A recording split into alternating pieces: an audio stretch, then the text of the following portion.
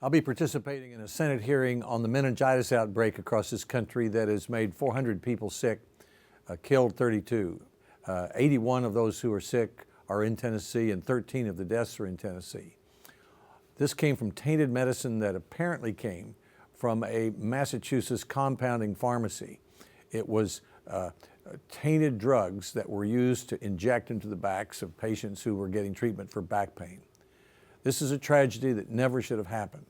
My questions will be, number one, who's responsible for this? Number two, whose job should it be to make sure that this doesn't happen? And three, why weren't the federal and state regulators talking with each other? One group of state regulators that we know that was doing a good job was the Tennessee Department of Health. Dr. Kainer in that department was the woman who identified the source of the problem, blew the whistle, let the world know, and undoubtedly because of her heroic actions, she saved others from dying or becoming seriously ill from taking this tainted medicine. You all can go ahead with questions for Senator Alexander. Josh? Sure. Good afternoon, Senator. This is Josh Devine from Channel 4 News in Nashville. Yes. In this hearing in the House subcommittee today, there seems to be a pretty hefty discussion about this issue of blame. You know, you've got some people blaming the FDA for not pursuing a lack of oversight or not doing anything when it knew about NECC's problems. Others solely blame the company. As you look at the facts of this one, where do you stand on the issue of blame? Well, I'm waiting until the hearing to make sure, but based upon the research I've done so far, clearly the Massachusetts State Board of Pharmacy had responsibility for the Massachusetts compounding facility. They clearly had the responsibility. They knew there was a problem for 10 years. They didn't take the action that could have prevented this from happening. The FDA in Washington might have done more, but the clearest sense of responsibility was with the state agency in Massachusetts. Also, Senator, Dr. Cadden today in that House subcommittee meeting, invoked his Fifth Amendment right repeatedly when asked questions. Given the gravity of what happened, do you find that to be offensive that he refuses to address some serious questions about what happened at NECC? Well, what I find to be offensive is the tragedy happening in the first place. I mean, this never should have happened. Many Americans are familiar with these epidural injections where you take steroids to help with back pain. We have in our country 60,000 pharmacies. We have more than 1,000 in Tennessee. When we go to the drugstore or when we get a painkiller from the doctor, we just automatically assume it's safe. In this case, it wasn't. And so I'm offended by the fact that we have a right to count on these medicines being safe, and they weren't. Thank you. This is Heather Graff with News Channel 5, also in Nashville. During the House committee today, we heard a lot about how the FDA has just not provided all of the information and documentation that lawmakers have asked for. Can you speak to that? Have you guys seen the same on the Senate side, and how frustrating is that?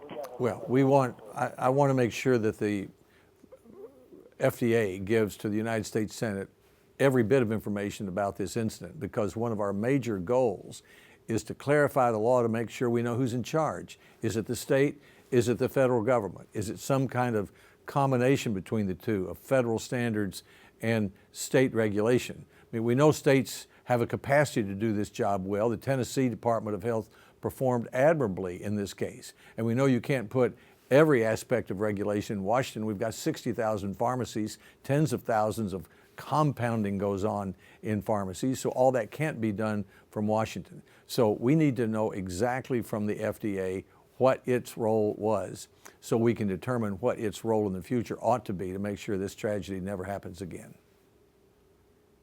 Thank you.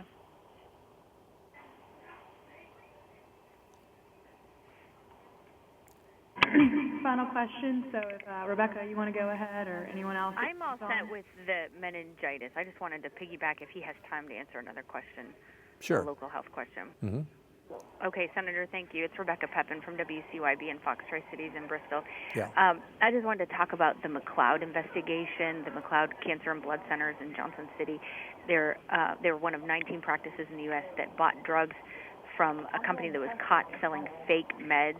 I'm sure you're familiar with the case. And the foreign supplier has a distribution center in Gainesboro, Tennessee, and it was selling counterfeit Avastin. I'm not familiar with that case. So I'll have Okay. in order to give you a good answer to that, I want to make sure I have the facts. Okay.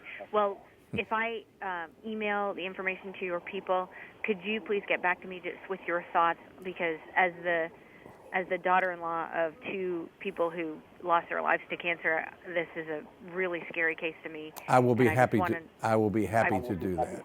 I appreciate it. I'll send your people an email and just get kind of your take on what needs to happen to regulate this and make sure it doesn't happen I'll again. get right back to you, and I appreciate so much you're telling me about it.